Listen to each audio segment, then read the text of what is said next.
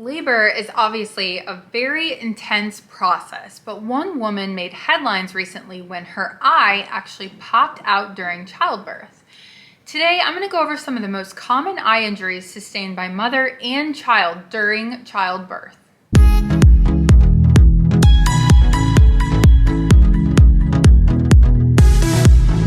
Welcome back to iSchool with me, Dr. D, where I teach you about products and treatments related to dry eye syndrome and eye beauty so that you can have healthy, beautiful, comfortable eyes.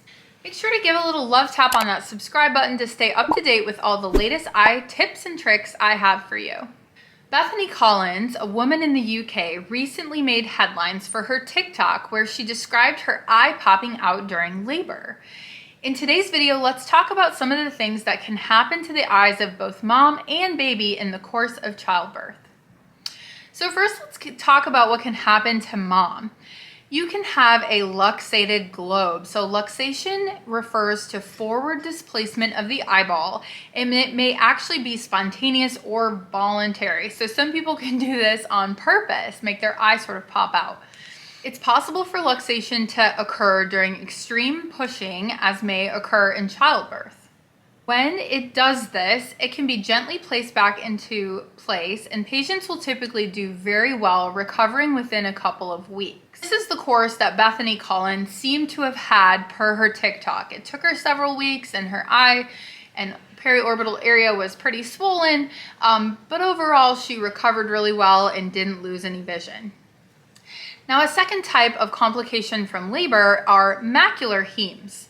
Just as it's possible to burst a blood vessel in the front of your eye while pushing, it's also possible to burst blood vessels in the back of the eye.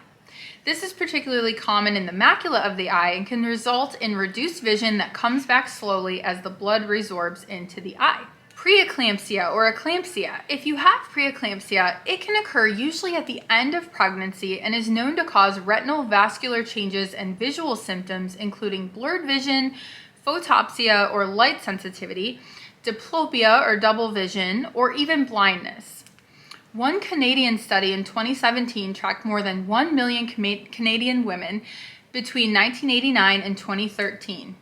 About 6% of those women were diagnosed with preeclampsia, and researchers found that women with preeclampsia had a 1.6 times higher risk of retinal detachment and nearly double the risk of other retinal diseases, including retinal breaks and diabetic retinopathy.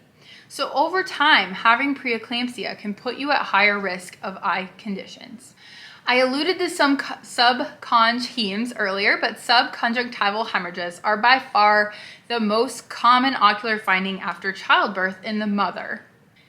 A subconjunctival hemorrhage occurs in the front of the eye and happens when one of the tiny little capillaries within the conjunctiva bursts suddenly. Subconjunctival hemorrhages happen very commonly if you're holding your breath and pushing, whether that's lifting weights or having a baby. It's very possible to pop a blood vessel in your eye and cause a subconj heme. I've even seen them in clinic in patients who sneeze too hard or have been vomiting really hard. They can get a subconj heme from that. The good news about subconj hemes is that they look much worse than they actually are, and given some time, the blood will resorb into the eye and go away, and your eye will look the same as it did before labor.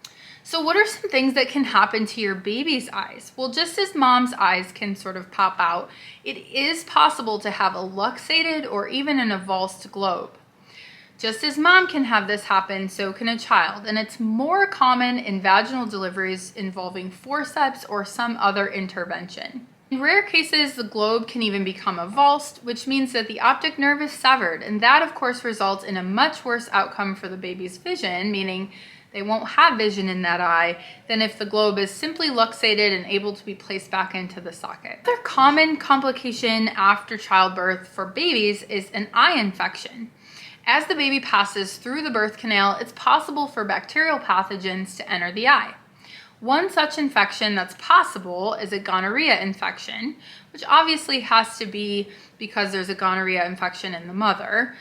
But that can be very devastating to babies' eyes. And this is part of the reason why babies are given antibiotic ointment right after birth. Overall, the risk of luxation or other eye problems during childbirth is very low. So if you're watching this prior to your own labor and delivery, please do not spiral, please do not freak out. This is just simply for information and for education. And if you're here because you did have a subconjunctival heme after labor, which is the most common thing to have happen, just know that that will go away. And if it's not going away, definitely reach out to your eye care provider for more instructions. And if you have made it this far and you're not already subscribed to this channel, please hit that button and the bell so that you don't miss notifications. That is going to be it for today's iSchool. Class is dismissed.